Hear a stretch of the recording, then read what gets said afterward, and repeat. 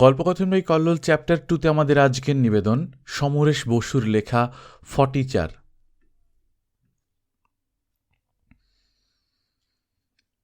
অনেক রাত হয়েছে, রাত 11টা হবে। শহরতলির বড় রাস্তা ফাঁকা হয়ে এসেছে, বন্ধ হয়ে গেছে অধিকাংশ দোকানপাট। শীতটা এখনো যায়নি, যাই যাই করছে। তবু এখনো সন্ধ্যের পরই সবাই ঢাকা ঢুকি দিতে আরম্ভ করে। রাতটা জড়সড় হয়ে পড়েছে, জবুথবু হয়ে পড়েছে কম্বল মুড়ি দিয়ে। আস্তানা খুঁজছে রাস্তার কুকুরগুলি। মহর্ষি আস্তানা নিয়ে একটু দাঁত খিচুনি কিংবা সামান্য আঁচড়াচড়িও চলছে। হোটেলখানাগুলি বন্ধ হয়নি একেবারে, গোছগাছ ধোয়া মোছা চলেছে। রুটি সেঁকার তন্দুরগুলি হাঁপাচ্ছে। কেউ কেউ হাঁপাচ্ছে তন্দুরের ওপরের জায়গাটা দখলের জন্যে। শীতে ওম হবে অনায়াসে। রাস্তাটা এঁকে বেঁকে হারিয়ে গেছে অন্ধকারে। আকাশের তারাগুলি শীতে কুঁকড়ে আড়াল হয়ে যাচ্ছে কোথায়। রাস্তার বাতিগুলি শীতে স্থবির। সুরটা বেজে উঠল এ সময়ে, প্রায়ই বাজে। অল্প উত্তরে হাওয়া, শব্দটা ধিকিয়ে ধিকিয়ে বাইরে আসে। গলি থেকে আসে শব্দটা, পুরনো রেকর্ডের বাজনার মতো। একটু ধরা ধরা গলা, কিন্তু মিষ্টি কাঁচা গলা। গলার সঙ্গে সঙ্গে যন্ত্রসঙ্গীতও কম নয়, পিয়ানো জাতীয় একটা কিছু আছে সঙ্গে। গিটারের কাঁপা কাঁপা গোঙানি আর ডুগি তবলা। ডুগিটা একটু বেশি বুং বুং করে। গান বাজছে 13 নম্বর গলিতে, দি নমিতা সাইকেল ওয়ার্কসে। টিনের চালাঘর, একটা পাকা ঘরের দেয়াল থেকে চালাটা নেমে এসেছে রাস্তার ধারে। ছিটে বেড়ার ঝাঁপ খোলা, ভেতরে একটা হ্যারিকেন জ্বলছে। বাইরে একটা কালো রঙের টিনে লেখা আছে দি নমিতা সাইকেল ওয়ার্কস। নিচে সাইকেল, রিক্সা ও লাইট গ্রামোফোন সুলভে মেরামত করা হয়। প্রোপ্রাইটর শ্রী রতনলাল পাঠক। কথাগুলি প্রায় ছবি হয়ে গেছে। নমিতার যদি 6 ইঞ্চি হয়ে থাকে, তাহলে 3 ইঞ্চির বেশি নয়। লেখক স্বয়ং প্রোপ্রাইটর শ্রী রতনলাল পাঠক। ন্যাকড়ার তুলি দিয়ে গভীর অধ্যাবসায়ের ফল ওটা।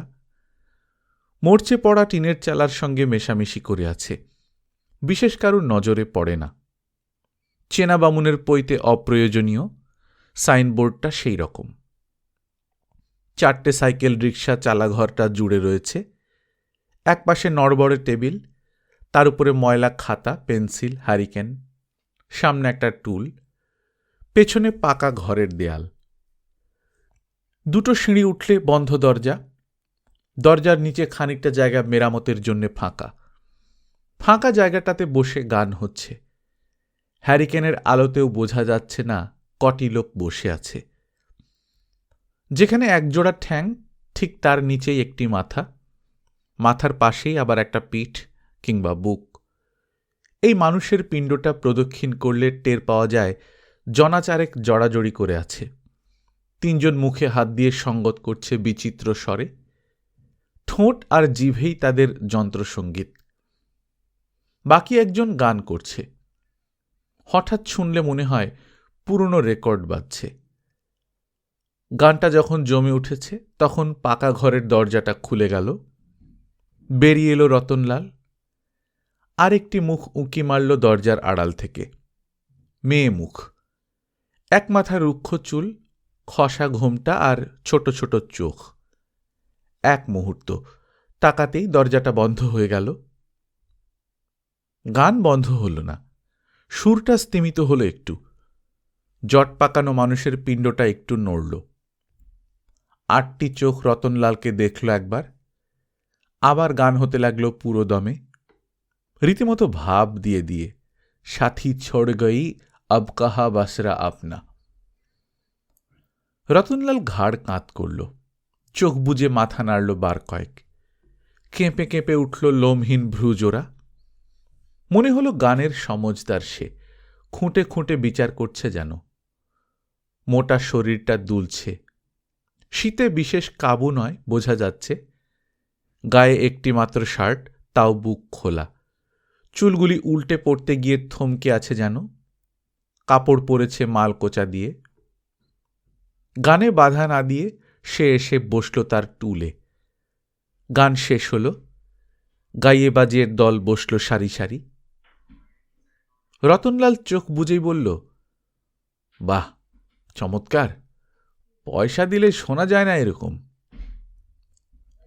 গলাটা চাপা আর সরু রতনের, স্বরটা চেহারার মতো নয়। কিন্তু গলার স্বরটা গম্ভীর আর মোটা করার জন্য সবসময় সে থুতনিটা প্রায় বুকে ঠেকিয়ে কথা বলে। তাতে মোটা না হোক, বিকৃত শোনায়। সে যেন কিসের ঘোরে সবসময় আচ্ছন্ন। নাক মুচকে, চোখ পাকিয়ে, আবেগ ও উত্তেজনাপূর্ণ তার চলাফেরা। হঠাৎ দাঁড়ালো উঠে, তর্জনী নেড়ে বলল, পিল্লু, হ্যাঁ পিল্লু এরকম গাইত। গলার মধ্যে তার একটা মায়া ছিল। জেল ওয়ার্ডারদের পর্যন্ত ভুলিয়ে দিত গান গেয়ে। হ্যাঁ, তার মানে? বলেই একবার মাথা ঝাঁকানি দিল রতন। তার মানে বনের বাঘ পোষ মেনে যেত সেই সুরে। খেলা নয়, জেল পাহারাদার ভুলে যেত। সেই চারজনই ভূতের মতো ছায়া হয়ে গেছে রতনের ছায়ার আড়ালে। একজন বলে উঠল, আচ্ছা। হ্যাঁ হ্যাঁ। রতন আরো উদ্দীপ্ত হল। বক্তৃতার ভঙ্গিতে বলল, তাহলে ওই সব গান, সাথী ছোড় গই, আরে ছ শালা, যে নানার কান্না, ওইসব সাথী তো শালা বেঈমান। সিনেমাতে ওরা খুব ভালো। আমরা রাজবন্দিরা পিল্লুকে নতুন গান শিখিয়ে দিলাম। বলে বুক টান করে দাঁড়াল রতন। রাজবন্দি মানে বিপ্লবী। এই আমি খোদ শিখিয়ে দিলাম। বললাম, পিল্লু তুই চোর, কিন্তু তোর জিন্দেগি বদলে যাবে এইরকম গান শেখাবো, গা আমার সঙ্গে। রতন ঘাড় নামিয়ে চোয়াল ফুলিয়ে নিজেই গান ধরে দিল, আসমান মে ঝান্ডা উড়াকে চল মজদুর পুকারকে। ঘটাং করে পাকা ঘরের দরজাটা খুলে গেল। সেই মেয়ে মুখ। শোনা গেল, কি হচ্ছে কি, ছেলেপুলেরা ঘুমোবে না? রাত দুপুরে আদিক্ষেতা। আবার দড়াম করে শব্দ। বাধাপ্রাপ্ত রতনলাল ক্রুদ্ধ কটাক্ষে একবার খালি দেখল, তারপর চুপ। হাত পা শক্ত, মুখ বিকৃত, যন্ত্রণা কাতর। যেন কি একটা লণ্ডভণ্ড ঘটে গেল ঘরটার মধ্যে। ছায়া চারটিও কেমন কাত হয়ে রইল। রতনলালের যন্ত্রণাটা তাদের মুখেও ছড়িয়ে পড়ল যেন। রতনলাল ফিসফিস করলে বলল, স্ক্রুপ ঢিলা হয়ে গেল। যত আঁটো, এরা খালি শালা ঢিলা করে দেবে। এরা বুঝবে না সে কি জিনিস।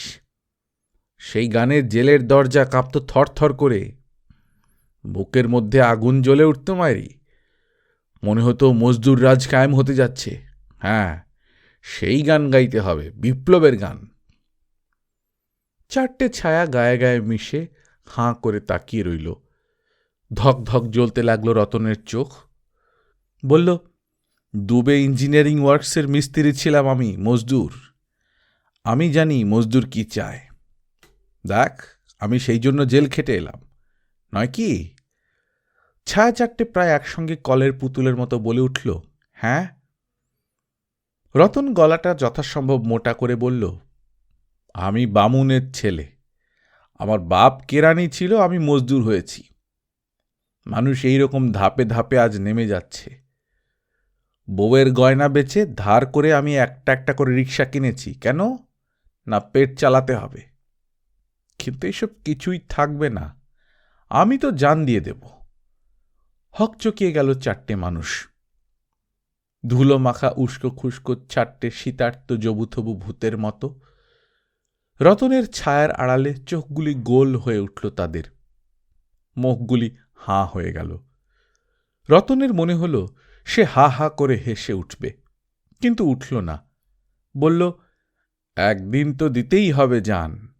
একলা নয়, তোরাও সেদিন যাবি আমার সঙ্গে। দুনিয়ার মানুষ যাবে। যাবি নে? তারা ঘাড় নাড়ল। সংশয়ে বিস্ময়ে, জানা অজানার এক বিচিত্র দুর্বোধ্য ভাবে। ভাবখানা তা হয়তো যেতে হবে।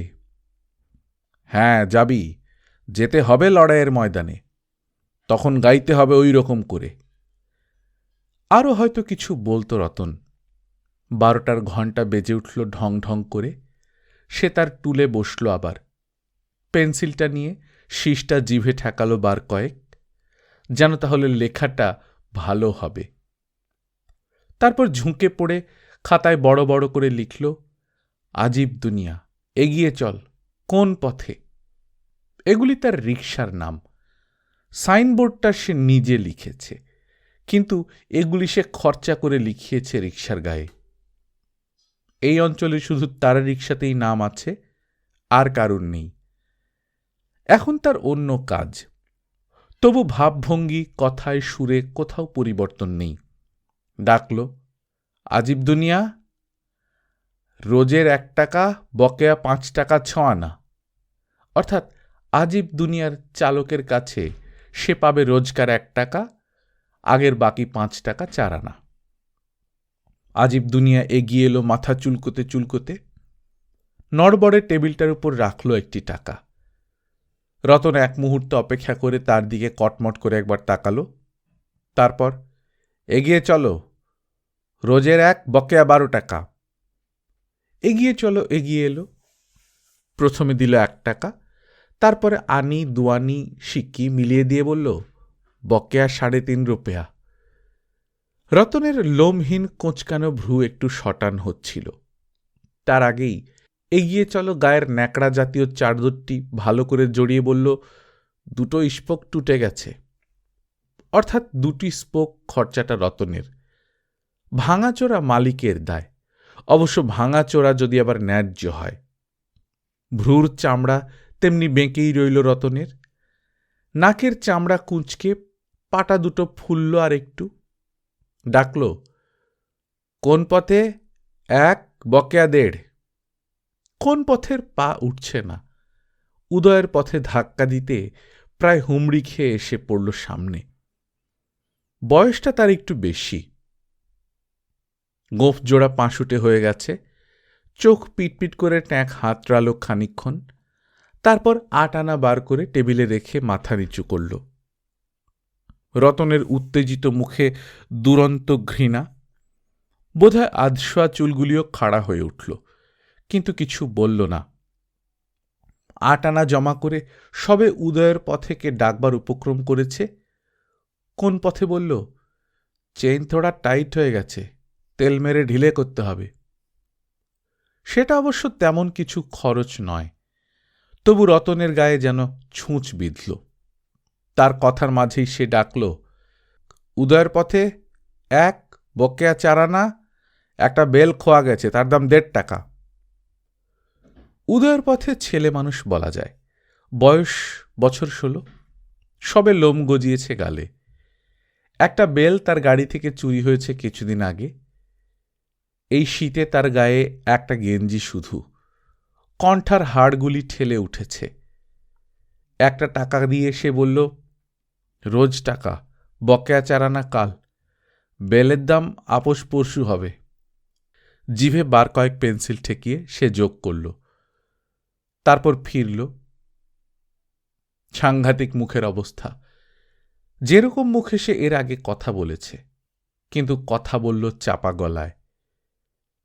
2টো গাড়ির বডি খারাপ হয়েছে, 4টে গাড়ির সব শুদ্ধ 13টা স্পোক লাগাতে হবে, কুললে 4টে চাকা টাল, একটার গিয়ার ক্ষয়ে গেছে, 2টোর প্যাডেলের পাদানি চাই, সিট খারাপ, হুড খারাপ। বলতে বলতে গলা ধরল রতনের। এর উপর নিজের হাতে সব মেরামত করি, একটা মিস্ত্রি রাখলে শালা আমার মরা বাপ ফের বেঁচে উঠত। পর মুহূর্তেই একেবারে চিৎকার করে খেঁকিয়ে উঠল, সব শালা 4 নম্বর গলির ভেড়া, মোটকা সাকারখানার পোকা, থুক থুক থুক থুক দিয়ে আমি তোদের। নিকাল যাও শালা, যাও। 4 নম্বর গলি আর মোটকা সা ছাড়া তোদের কেউ জ্যান্ত খেতে পারবে না, তোরা সেখানে যা। কিন্তু কেউ গেল না। 4 নম্বর বেশ্যাপল্লী, মোটকা সায়ের কারখানা, দেশি শরাপের দোকান। যাওয়া কারুর অভ্যাস থাকলেও উপায় নেই, ট্যাঁক পকেট সবই শূন্য। যেন 4টে বল বুদ্ধিহীন বলদ। রতন একটা খ্যাপা গাড়োয়ান। রতন বিস্ময়ের আগে আবার বলে উঠল, আমাকে দুবে ইঞ্জিনিয়ার ঠকিয়েছে, গভর্নমেন্ট জেল কাটিয়েছে, আর আমাকে তোরা ঠকাচ্ছিস? নিকাল যা। কোন পথে একটু বয়স্ক মানুষ, গোঁফ জোড়া কেঁপে উঠল তার। কাঁচুমাচু করে বলল, সচ বলছি, ঠকাবার মতলব একদম নেই, আপ একটু শরীফ আদমি। রতন তেড়ে এলো। চুপ, তুই বুড়ো সবচেয়ে খচ্চর। 2.5 টাকার জায়গায় 8 আনা দিয়েছিস। যেতে আসতে শিব মন্দিরে মাথা ঠুকিস, ডবল শয়তান তুই। জানি না ভেবেছিস?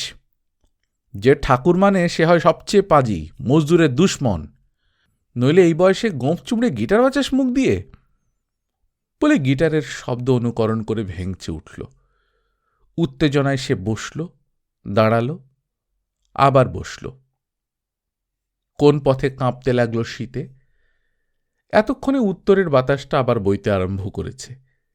সকলেই কুঁকড়ে গেল একটু। হিস হিস শব্দও হল, কিন্তু রতনের সেসব নেই। তাকে দেখে মনে হচ্ছে মনের উত্তাপে এবার সে ঘামবে। ভ্রু কপালে ঠেকিয়ে সে বলল, আর আমি তোদের বিপ্লবের কথা বলি? আরে ছো, বেঈমান কখনো বিপ্লবী হয় না, ধোকাবাজ কোনোদিন বিপ্লব করতে পারে না। সে পারে একজন সাচ্চা মজদুর। মালিক যাকে ঠকিয়ে ঠকিয়ে হাড় মজ্জা খেয়ে ফেলেছে, সেই শোষিত মজদুর। আমি তাদের চিনি, নারী নক্ষত্র চিনি। আমি নিজেকে চিনি নে, আর তোরা আমাকে ঠকাচ্ছিস? আমার শালা 5টা ছেলে মেয়ে, একটা বউ, একটা বিধবা মা, তোরা আমাকে শুষিস? শালা ঘেঁষো জোঁকের দল। সুঁড় ছোট হলে কি হবে, নোলা তোদের সবসময় ছোক ছোক করছে। উদয়ের পথের ছোকরা আর সহ্য করতে পারল না। শীতের জন্য দুহাতে বুক আঁকড়ে ধরেছিল। দুহাত সামনের দিকে বাড়িয়ে বলল, মায়েরি বলছি বাবু। কিন্তু রতনের মুখের তোড়ে সেসব ভেসে গেল। নিজের কথার সুরে সে মশগুল হয়ে গেল। তার বিশাল ছায়াটা দুলতে লাগল। সে বলে গেল, সাচ্চা মজদুর প্রহর গুনছে।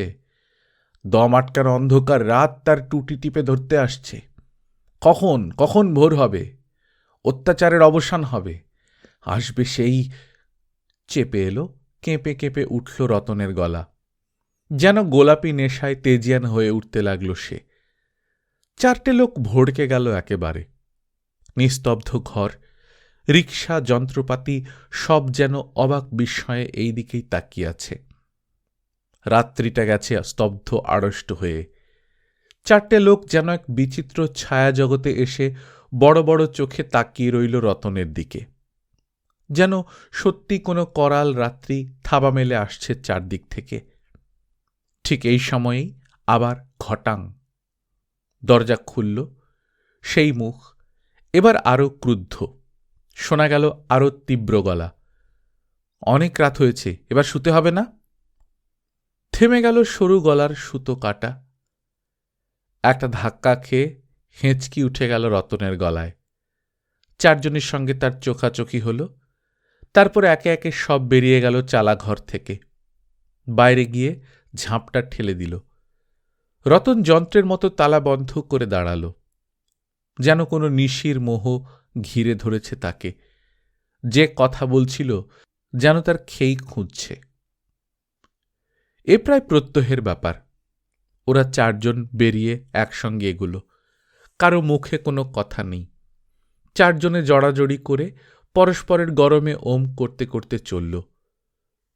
উত্তরের বাতাস থেকে থেকে আসছে, গাছে গাছে পাতা ঝরছে। তারাগুলি চলে গেছে আরো দূরে, মিয়ে গেছে ঝিকিমিকি। একজন বলল, সত্যি শালা কি যে করি। আরেকজন বলল, মাইরি।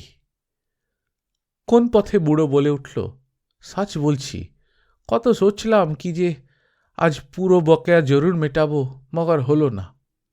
লেডি মাস্টার 12 আনা দিল, আর দিনভর অগল বগল ঘুরে মিলেছে 12 আনা। কতনি ভাইল? আজিব দুনিয়া বলল, 1.5 টাকা। গোঁফ জোড়া ঝুলে পড়ল কোন পথের। তব কি হবে? লড়কা নিয়ে গেল ঘর খরচা 8 আনা।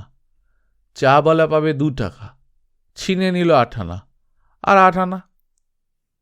দেখা গেল মধ্যরাত্রের এই শীতে পথের উপরেই দাঁড়িয়ে পড়েছে তারা, হিসাব দিতে আরম্ভ করেছে, এরটা ওর কাছে, ওরটা এর কাছে, টাকা আনা পাই পয়সা, চা বিড়ি খোরাক, সেই সূর্য না ওঠা থেকে নিঝুম রাত্রি পর্যন্ত প্রতিটি পয়সার টায়টিকে হিসাব। প্যাসেঞ্জারের আদব কায়দা দরাদরি, কে বেদিল আর দিলদার, কার প্যাসেঞ্জার কে নিয়েছে ছিনিয়ে, লাইনের কত পেছনে ভাজা পড়েছিল, অর্থাৎ স্টেশনের গেটের কাছ থেকে সারি সারি কতগুলো রিকশার পেছনে ছিল সে, যেন একপাশে তাগাড় করে জমিয়ে রাখা ছিল কথাগুলো, এখন হুড়মুড় পড়তে লাগল। অথচ মালিকের কাছে স্রেফ বেইমান। সারাদিন হেঁকেছে, যাত্রীও টেনেছে, 4 পয়সার দারু কিংবা 2 পয়সার কিসমতবাজি করেনি কেউ, অর্থাৎ জুয়া খেলেনি। 4 গেলাস কিংবা 8 গেলাস, হয়তো তারও বেশি 12 গেলাস চা খেয়ে ফেলেছে। মাইরি, কি করে যে খাওয়া হয়ে যায়! বাড়ির ভাতে পেট ভরে না, হাতে পয়সা, চোখের সামনে প্রচুর খাবার। খিদে পেলে কি করা যায়? ওইরকম গরম ফুলুরি চপ কতক্ষণ থাকা যায়? তাও কি আর বলো, খেয়েও বদনের রং বদলায় না মাইরি। কেউ ঘর খরচা দিয়েছে, কেউ দেয়নি। মনিবের রোজগারটা দিতে পারলে রক্ষে, বাকি পড়লে বুক কাঁপে খালি, যেন এই জীবনে আর শোধ হতে চায় না। আর রোজ খিঁচুনি, রোজ তো সমান নয়। একদিন ন্যাড়া নাচে, আরেকদিন গোবিন্দ আছে। কপাল, প্যাসেঞ্জার তো ভগবান, কাকে যে কখন মনে ধরে যায়। আর এত রিকশা, একজন যাত্রীকে 10 জন ধরে টানাটানি করে। কে কাকে ঠকাবে? ট্যাঙ্ক তো ফাঁকি, সবাই সবার ট্যাঙ্ক পকেট উল্টে পাল্টে দেখায়। কাল ভোরে গাড়ি নিয়ে না বেরোলে দাঁতে কুটো কাটা চলবে না। সকলের সব কথা বলা হয়ে গেলে হঠাৎ স্তব্ধ হয় জটলা। রাস্তার আলোগুলি হা করে চেয়ে থাকে, যেন বলছে হয়ে গেল। ফাঁক পেয়ে উত্তরে হাওয়াটা ছোপটি হাঁকে, চল চল চল। প্রত্যহের জটলা, প্রত্যহের কথা, প্রত্যহের মতো কোন পথে গোঁফ জোড়া টেনে একটু আড় ভেঙে বলে, কই বিশ্বাস করে না, কই বিশ্বাস করে না, না মালিক না দুনিয়া। আজিব দুনিয়া বলে, ঘরের বউও করে না। উদয়ের পথে ছোকরা একটা কটুক্তি করে বলে, বাইরের বউই করে না, গলি দিয়ে গেলে ডাকবে, যদি বলি শালা পয়সা নেই, পকেটে হাত দিয়ে দেখবে। তারপর হাসি। কিন্তু আবার, মগর আদমিটা খুব ভালো, সচ ইনকেলাবি, অর্থাৎ রতনলাল। উদয়ের পথে কপালের চুলগুলি তুলে দেয় মাথার ঝাঁকানি দিয়ে, বলে, আরে সে তুমি কি বলবে, আমি জানি নে। দুবে ইঞ্জিনিয়ারিংয়ে পাশ দিয়ে গেলে শালা কারখানার লোক গন্ধ পায়, রতনবাবু যাচ্ছে। দিনরাত শালা টিকটিকি ঘুরছে লোকটার পেছনে। নিজে দেখেছি জানিস, পুলিশ এসে ভয় পায়, এ তো আর বাবু স্বদেশী নয়। সকলের ঘাড়ের কাছে হুমড়ি খেয়ে পড়ে আজিব দুনিয়া ফিসফিস করে বলে, আর আমি তো শুনেছি রতনবাবুর অসাধ্য কাজ কিছু নেই। জেলে নাকি খুব মেরেছিল, মানে ওই যে বলে না বিপ্লব, ওই বিপ্লবের মধ্যে কে কে আছে নাম জানবার জন্যে খুব মেরেছিল। পাঠশালা স্পেক্টি নট। খোদ রতনবাবু বলেছে। কোন পথে চাপড় কষালো একটা আজব দুনিয়ার ঘাড়ে। জানতে হ্যায়, খুব জানতে হ্যায়। তু বলবে তব জানতে। স্টেশনের সিপাহীটা শালা কটমট করে হামাকে দেখে আর বলে, নামতা সাইকেলিস্টার কি গাড়ি চালাচ্ছে, তোমাকে শ্বশুর বাড়ি যেতে হবে। শালা তেরি তবে বড় রকচটা। উদয়ের পথে ছোকরা বলে, আমাকে তো শালা একদিন রেঞ্চ ছুঁড়েই মারলে, মনে আছে? আজিব দুনিয়া বললে, কেন, একবার আমার কাপড় খুলে দিল মেরে, শালা একেবারে ল্যাংটা। কোন পথে করুণ স্বরে বললে, আমার মোচ তো কতদিন টেনে টেনে একদম উকাড় দিয়েছে। তবে হাঁ, সাচ্চা আদমির দিমাগ জ্যাদা গরম হয়। হ্যাঁ ঠিক, এক কথায় সায় দেয় সবাই। তবে এরকম একটা সাচ্চা লোককে তারা ঠকাবে? তারপর হঠাৎ সকলের নজর পড়ে এগিয়ে চলার উপর। সে আজ প্রথম থেকেই নীরব, কেবল গানের সময় তবলা বাজিয়েছিল মুখে। নজর পড়তেই মনে হল সে আজ 3.5 টাকা বকেয়া আর রোজের 1 টাকা দিয়েছে। আজিব দুনিয়া বলে, কিরে, তোর মুখে কথা নেই যে, কত কামিয়েছিস আজ?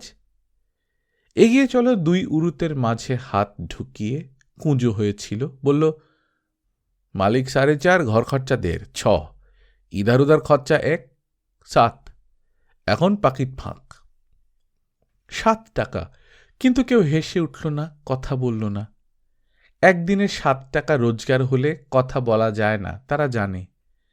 কেবল উদয়ের পথে বলল, চল তোর গা হাত পা একটু বানিয়ে দিই।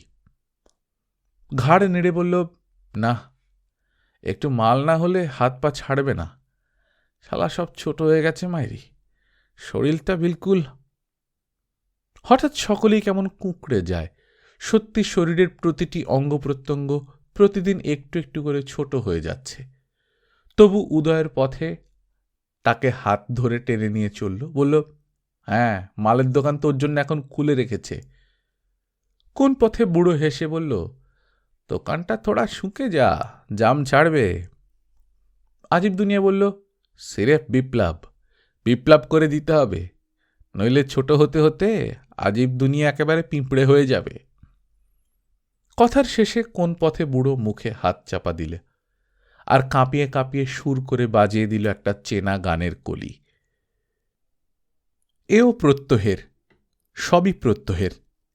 সাইকেল রিকশার 3টে চাকার মতো, 3টে একসঙ্গে ঘোরে, একরকম ঘোরে। রতন রোজই থুক থুক করে, কোনো কোনো দিন পয়সার শোকে পাগল হয়ে ওঠে, শুরু করে দেয় ধাক্কাধাক্কি, চেঁচামেচি, নইলে রিকশার ব্যবসা করা চলে না বোধ হয়। তারপরই সে তার মুখের আর একটা ঢাকনা দেয় খুলে, পায়চারি করে, দাঁড়ায়, বুক টান করে, কখনো চিবিয়ে চিবিয়ে, কখনো কাঁপিয়ে কাঁপিয়ে হাত তুলে বলে, ওই দেখ সামনে কি দিন, রক্তরাঙা দিন। খাঁটি মজদুর যেদিন লড়াই নামবে সে 1000 বছরের শোধ তুলে ছেড়ে দিবে। হ্যাঁ, ফৌজি কায়দায়, হ্যাঁ হ্যাঁ, মজদুর ফৌজ হয়ে যাবে। বলেই বন্দুক বাগিয়ে ধরার কায়দায় হাত তুলে বলে, এমনি এমনি করে গুড়ুম গুম শট শট খতম করে দিয়ে যাবে। যাকে বলে বুর্জোয়া, সেই তাদের একদম ফোড় করে ছেড়ে দেবে। বলতে বলতে হাত পায়ের পেশি শক্ত হয়ে ওঠে রতনের। চোখ দুটো জলে ধক ধক করে বলে, কেন? না, মালিক তাদের রক্ত শুষে খেয়েছে, দিনের পর দিন ঠকিয়েছে, এবার লড়াই। হ্যাঁ, পথে পথে খুনের দরিয়া বয়ে যাবে। কি ভয়ঙ্কর সেদিন! যেন সেই ভয়ঙ্করতা চেপে বসে রতনের মুখে। চাপা গলায় ফিসফিস করে বলে, সে কি এমনি হয়? একাই চাই, যাকে বলে একতা। বুর্জোয়া কি করে? না, মজদুরকে ফারাক করে দেয়, লড়িয়ে দেয় নিজেদের মধ্যে, মানে জানোয়ার করে দেয়। তাহলে হবে না, মালিকের চালাকি ধরতে হবে, দিমাগ চাই। সব জানি আমি, সব জানি। কিভাবে ঠকাচ্ছে ধরতে হবে। যেমন মুদি ঠকায় খদ্দেরকে, খদ্দের ঘ্যাঁচ করে ধরে, সেই রকম। যেমন ঠকায় আগরওয়ালা ও রিক্সাওয়ালাদের। 100টা রিক্সার মালিক হয়েছে ও সবাইকে ঠকিয়ে ঠকিয়ে।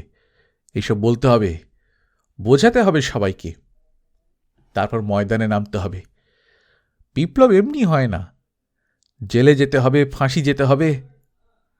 তার গলা যত চড়ে শ্রোতাদের চোখগুলি তত বড় হয়ে ওঠে।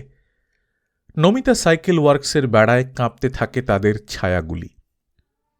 রতন ঝাঁপ খোলা সামনের রাস্তাটা দেখিয়ে বলে, এই রাস্তাটা একদিন লড়াইয়ের ময়দান হয়ে যাবে। আর যে সাচ্চা নয়, খাঁটি নয়, সে শালা মগার মতো পড়ে থাকবে বন্ধ ঘরে, দেখিস। এই আমরা বিপ্লব করে মরব। মজদুর বিপ্লব চায়। বিপ্লব মানে কি? যে খেটে খায় তার দুনিয়াদারি। শুধু 4 জন রিকশাওয়ালা নয়, সারাদিনে অনেকে আসে রতনের কাছে। তার মধ্যে কয়েকজন তার ভক্ত আছে। কারখানার লোকও 2-1 জন আসে তার কাছে। সারাদিনের মধ্যে কতবার যে সে বিপ্লবের পথ দেখায়। নিজের গলায় এই প্রত্যেকটি শব্দ ও সুর তাকে যেন মাতাল করে ফেলে, বৈষ্ণবের শ্যাম নামের মতো মর্মে মর্মে পশে। আর বিচিত্র এক আমেজ ও উদ্দীপনায় সে কাঁপে, চোখ বোজে, হাসে, দাঁত কড়মড় করে। পাশাপাশি কিংবা দল পাকিয়ে দাঁড়িয়ে থাকে আজিব দুনিয়া, এগিয়ে চলো, কোন পথে আর উদয়ের পথে। এত কথার মানেই বোঝে না তারা, কেবল বিশেষ এক একটা শব্দ নিয়ে ঠোঁট নাড়ে। আর সত্যি তাদের বুকের মধ্যে কোথায় যেন জলে ধিকি ধিকি। একটা অস্পষ্ট আবছা দৃশ্য ভাসে চোখের সামনে, দুর্বোধ্য এক হল্লা আর ভিড়ের দৃশ্য, যে ভিড়ের মধ্যে তারাও হাঁ করে দাঁড়িয়ে আছে। আর সারাদিনের মধ্যে যখন কেবল ঘটাং করে খোলে পাকা দরজা, উঁকি দেয় একটি মুখ, তীরের মতো এসে বেঁধে তীব্র গলার মুখ ঝামটা, তখন বড় ব্যথিত অবসাদগ্রস্ত মনে হয় রতনকে, এমনকি শ্রোতাদেরও। আর একজন আছে, এক বুড়ো, সেও দুবে ইঞ্জিনিয়ারিংয়ের মিস্ত্রি ছিল। মালিক তাকে বের করে দিয়েছে কারখানা থেকে। সে নাকি রতনের চেয়েও খারাপ মানুষ। মজুরদের নাকি সে লড়বার পরামর্শ দেয়, কিন্তু কথা সে কম বলে। সে আসে মাঝে মাঝে, রতনের কথা শুনে, গোঁফের ফাঁকে ফাঁকে বুড়ো হাসে, আর রতন তার দিকে ঘৃণা ভরে তাকিয়ে থাকে। বুড়ো যেন তার চেয়েও বড় হতে চায়। তারপর মধ্যরাত্রে ওই 4টে ঘেঁষো জুঁকের দলকে রতন শোষণের অর্থ বোঝায় তাদের সঙ্গে খাঁটি মজদুরের কি তফাৎ, যে মজদুর ইনকিলাব করবে। যেন একটা খেলা, সবাই যেন একটা খেলা নিয়ে মেতে আছে। এরপরে এই, তারপরে এই, শেষ রেশটা থাকে শুধু রতনের গলার। কিন্তু একদিন হঠাৎ গণ্ডগোল হয়ে গেল। গণ্ডগোল করে দিল উদয়ের পথে ছোকরা, যার কয়েকটা ভাই ছাড়া আর ছিল মা। সেই মায়ের অসুখ। সারাদিন রিক্সা চালিয়ে পয়সাটা চলে গেল ডাক্তারের হাতে। সেদিন আর সে নমিতা সাইকেল স্টোরমুখও হল না। ভাবল পরের দিন দিয়ে দেবে। পরের দিনও হল না, পয়সা সব শেষ। একবার না যাওয়ার আতঙ্ক কায়েমি হয়ে বসেছে। এদিকে মায়ের অসুখ, যেন জম ছাড়ে না গোছের। রোজ রোজ এক কাড়ি করে পয়সা, খাটনির ওপরে আবার ধার। 1 দিন, 2 দিন, 3 দিন। রতন তো পাগল, খবর নিয়েছে সব কিছু, অপেক্ষা করে আছে। একবার এলে হয়। 3 দিন, 4 দিন, 5 দিন। মধ্যরাত্রে রতনের চিৎকার শোনা যায়, চোরটা, তোরা চোরটার দল, ইনকিলাব করবি তোরা, আসুক সে শালা। এলো রতনের সেই শালা 8 দিন পর। শ্মশানে মাকে পুড়িয়ে সন্ধ্যাবেলা 3 দফা সোয়ারি টেনে হাজির। তাও ভয়ে ভয়ে সকলের আগে এসেছে। রতনের হাতের সামনে ছিল একটা পুরনো টায়ার, সেটা দিয়েই এক ঘা কষালো সে উদয়ের পথের ঘাড়ে। খেঁকিয়ে উঠল, শালা তোকে আবার আমি দিয়েছি উদয়ের পথে চালাতে, মানে জানিস শালা? গাড়ির নামের বেইজ্জত, উদয়ের পথে যাবি তুই? চোরটা রিক্সাওয়ালা, সব শালা চোরটা, নিকাল যা। বলে আরো কয়েক ঘা দিয়ে বার করে দিল। বলল, পয়সা নেই, আবার গাড়িও গ্যারেজে নেই, নিকালো। বকেয়া মিটিয়ে যাবি শালা 2 দিনের মধ্যে। গাড়ি আর তোকে কোন শালা দেয় দেখি। উদয়ের পথে কিছু বলল না, কাঁদল না, চেঁচালো না। গালে হাত দিয়ে বসে রইল রাস্তার অন্য ধারে একটা ভাঙা বাড়ির বারান্দায়। ভোর হল, বেলা হল। রতন দেখল কারুর পাত্তা নেই। উঁকি দিয়ে দেখল ভাঙা বাড়ির বারান্দায় সব বসে আছে। পাশাপাশি 4 জন কুকুরের মতো পিটপিট করে দেখছে। রতনের মাথার চুল যেন একবার খাড়া হলো, আবার নামল। মনে মনে খেঁকিয়ে উঠল, কি ব্যাপার, শালারা আসবে না নাকি? কাছে গিয়ে বলল, তোরা 3 জন গাড়ি বার করবি না? মাথা তোলে না কেউ, আড়ে আড়ে দেখে। তারপর এগিয়ে চল বলে ফেলে, না। কেন? আজব দুনিয়া বলল, ঝুটমুট তুমি মারলে ছোঁড়াটাকে। কোন পথে বলল? ছোঁড়াটার মা মরে গেল, তুম পেট দিয়া। রতনের মুখ ভয়ঙ্কর হয়ে উঠল। বলল, তবে কি করতে হবে? উসকে গাড়ি চালাতে দিতে হবে। और এগিয়ে চলো বলল। আর এই 8 রোজ মৌকুব। হ্যাঁ, শুধু শুধু মারলে, তার একটা আছে তো, আমাদের তো মৌকুব চাইছি নে। গম্ভীর গলায় থেমে থেমে বলল আজিম দুনিয়া। রতন প্রায় একটা পাক খেয়ে নিল, অর্থাৎ ফিরে যাবে মনে করেছিল, কিন্তু দাঁড়িয়ে পড়ল। তার লোমহীন ভ্রুজোড়া প্রায় খোঁচা খোঁচা চুলে গিয়ে ঠেকেছে। রেগে চমকে উঠে বলল, ওরে ওরে শালা, স্ট্রাইক আমার বিরুদ্ধে! আমাকে বিপ্লব দেখাচ্ছিস শালারা, তোরা! খতিয়ে গেল রতনের গলা। আজিব দুনিয়া মোটা গলায় বোকাটে ভাবে বলল, এই দেখো, বিপ্লব আবার কি করলুম, মানে একটা ন্যায্য বিচার করতে হবে তো, তাই এইটা আমাদের মনে নিল। রতন বলে উঠল, থুক থুক, তোরা লড়িয়ে মজুরের নকল করছিস, তোরা বেইমান চোট্টা, আমাকে ভয় দেখাচ্ছিস। আমি রতনলাল পাঠক, মজদুর আমাকে চেনে, আমার বিরুদ্ধে স্ট্রাইক। আজিব দুনিয়া আবার বলল, স্ট্রাইক কেন, একটা চোপ। ফিরে গেল রতন। আবার এলো তাঁতের মাকুর মতো ফিরে। দেখবি তোরা সত্যিকারের লড়াইয়ের দিন, ইনকিলাব কাকে বলে, মরশালারা না খেয়ে। তা আমরা কি বলছি? আজিব দুনিয়ার কথার ফাঁকি চলে গেল রতন। চোখ পড়ল সামনের ধোপাখানার দিকে। সেখানে বসে আছে সেই বুড়ো মিস্ত্রিটা, গোঁফের ফাঁকে হাসছে বসে বসে। শালা! রতনলাল ঘরে ঢুকে দেখিয়ে দেখিয়ে 4টে রিকশার চেইন তালা দিয়ে আঁটল, তারপর ঝাঁপ বন্ধ করে দিল। 1 দিন, 2 দিন, 4 দিন, ওরা 4 জন যেন এই বারান্দাটায় মৌর্ষি পাট্টা গেড়েছে। কখনো সখনো এদিক ওদিক যায়, বোধহয় দোকানে দোকানে ঘুরে কিছু ধারের খাবারের জন্যে। ভোর হলে ঠিক ওইখানটিতে এসেই বসে। উপোসের ছাপ পড়েছে মুখে, শুকিয়ে চামসি হচ্ছে চেহারাগুলি। নমিতা সাইকেল ওয়ার্কসের বেড়ার ফোঁকর দিয়ে তাদের কেউ দেখে কিনা তারা জানে না, কিন্তু দেখে একজন। রতন দেখে আর ফোলে। ছুটে ঘরে গিয়ে বউকে বলে, আমাকে লড়াই দেখাচ্ছে, জানো সেদিন কি হবে, যেদিন নিপীড়িত শ্রমিক শ্রেণী যুগ যুগান্তরের অত্যাচারের। বউ হল তার পাকা ঘরের দরজার সেই মুখ। নমিতা তার নাম। 5 দিনের দিন সে বলে বসল, কথা হবে পরে, সংসার চালাও আগে, এদিকে যে ফাঁক। ফাঁক। রতন বেরোল বাইরে, এদিক সেদিক ঘুরে দেখা করল কয়েকজনের সঙ্গে, যারা বেকার বসে আছে অথচ রিকশা চালাতে পারে। সবাই এক কথা বলে, তা কি করে হয়, একই কাজ 4টে লোককে মেরে কি খাওয়া যায়? প্রায় হকচকিয়ে ওঠে রতন। একতা, এর নাম একতা? যারা বকেয়া মেটায় না, রোজগারটা পর্যন্ত পুরো দেয় না, উপরন্তু গাড়ি ঘায়েল করে, সেই সব নেমুখ হারামের একতা?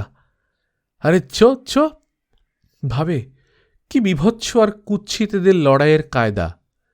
রতনের মতো একটা মানুষকেও যারা ঠকায়, আর এদের সামনে কিনা সে মজদুর লড়াইয়ের কথা বলে আসছে। কি বিরাট অপরূপ রূপ সেই যুদ্ধের! আকাশে বাতাসে অস্ত্রের ঝনঝনায় দিক দিগন্তে আলোড়িত হয়ে উঠবে সেই বিপ্লবের কলকল টানে। 4 দিনের পর 8 দিন, তারপর 12 দিন। নমিতার কাছে কিছু বলতে গেলে থমকে যায় রতন। মনে হয় গলায় আটকে গেছে বেড়াল ছানা, মিউ মিউ করে আর আঁচড়ায়। সে বলতে চায়, এটা আসল রূপ নয়, আসল রূপ অন্য রকম, এ হচ্ছে নকল শয়তানের কারসাজি। কিন্তু ঝিমিয়ে পড়ছে রতন। এই করে সে খায়, 4টে লোক তাকে খাওয়ায়, তার ছেলেপুলে, মা, বউ। শেষে নমিতাও বিদ্রোহ করে বসে, বলে, আজে বাজে বকে ঘরের লক্ষ্মী দূর করছো তুমি। আমার ঘরের লক্ষ্মী? ঘরের লক্ষ্মী? কে তার ঘরের লক্ষ্মী? যেন নমিতার সাইকেল ওয়ার্কসটা শুদ্ধ তাকে চেপে ধরতে আসছে। এমনকি খাওয়ায়ও কম পড়ছে যেন। তার পেটে খিদে, একে একে ঘরের সকলের পেটে খিদে। খিদে। সন্ধ্যার ঝোঁকে রাস্তায় এসে দাঁড়ালো রতন। শীত গেছে, বাতাসে ধুলো উঠছে। সন্ধ্যার কালো আঁধারে ঝাপসা দেখাচ্ছে সবকিছু। রতন আগে দেখল ধোপাখানার দিকে, বুড়ো মিস্ত্রিটা আছে কিনা। দেখা যাচ্ছে না কাউকে। সে ভাঙা বাড়ির বারান্দাটার দিকে তাকালো। সারা শীতকালটা ওখানে কয়েকটা কুকুর গায়ে গায়ে পড়ে থাকে, এখনো সেই রকম দেখাচ্ছে। এই অসৎ খুদে জোঁকগুলিকে মজদুর রাজ বোঝাতো সে। ছি! তবু সে পায়ে পায়ে সামনে গিয়ে দাঁড়ালো ছায়ার মতো। সে একটি ছায়া, আরও 4টি ছায়া নড়ে চড়ে উঠল। ভেতরে ঢোকা চোখগুলি তাদের চকচক করছে। রতন সোজা হয়ে দাঁড়ালো, বুক টান করে, চাপা গলায় বলল, নিপীড়িত শ্রমিকের আন্দোলন তোরা কোনোদিন বুঝবি না। সেই ইনকিলাবের ডাক যেদিন আসবে। গলাটা আটকে গেল, কেউ কোনো কথা বলল না। তারপর হঠাৎ রতন তীব্র ঝাঁঝ দিয়ে বলে উঠল, মকুব। বলেই সে দরজার দিকে এগোল। 4টে ছায়াও তার পেছন পেছন এলো। রতন দরজা খুলে একগোছা চাবি ছুঁড়ে ফেলে দিল। 4 জনে মিলে চেনের তালা খুলে গাড়ি বার করতে গেল। রতন বলল, এক্ষুনি? 4টে গলা শোনা গেল একসঙ্গে। তাছাড়া আজ খেতে হবে তো। বেরিয়ে গেল আজিব দুনিয়া ধুঁকতে ধুঁকতে। তার পেছনে ধুঁকতে ধুঁকতে এগিয়ে চল কোন পথে? উদয়ের পথে। তবু একবার কেঁপে কেঁপে ঠোঁট গিটারের সুর, তবলার বুং বুং। রতন বুকটা টান করে দাঁড়াতে যাচ্ছিল। চমকে তাকিয়ে দেখল সামনে সেই বুড়ো মিস্ত্রি। সে সত্যি হাসে না, মুখটাই তার অমনি, গোঁফের ফাঁকে ফাঁকে হাসির ভাব। চোখাচোখি হতেই রতন বলল, বেরিয়ে যা তুই বুড়ো এখান থেকে। বুড়ো এক মুহূর্ত চুপ করে দাঁড়িয়ে থেকে এবার সত্যি হেসে ফেলল, বলল, খালি বাত, শালা ফটিচার, দেখেলে কারা একদিন দুনিয়া বিগড়ে দেবে। সে বেরিয়ে গেল। সামনের রাস্তাটা হাওয়ায় যেন ছুটতে লাগলো দূর দূরান্তে। গল্পকথন বাই কল্লোল চ্যাপ্টার 2তে আপনারা শুনছিলেন সমরেশ বসুর লেখা ফটিচার। গল্পটা কেমন লাগলো জানাবেন। আমার খুবই ভালো লেগেছে, খুবই চমৎকার একটা অর্থ আছে গল্পের। আপনাদের কাছে গল্পের কোন অর্থ কেমন লাগলো আপনারা একটু জানাবেন, ভালো লাগবে। আমি চেষ্টা করব প্রতিটা কমেন্টের উত্তর দিতে। নিজে ভালো থাকবেন, আশেপাশের লোকজনকে ভালো রাখবেন। টাটা।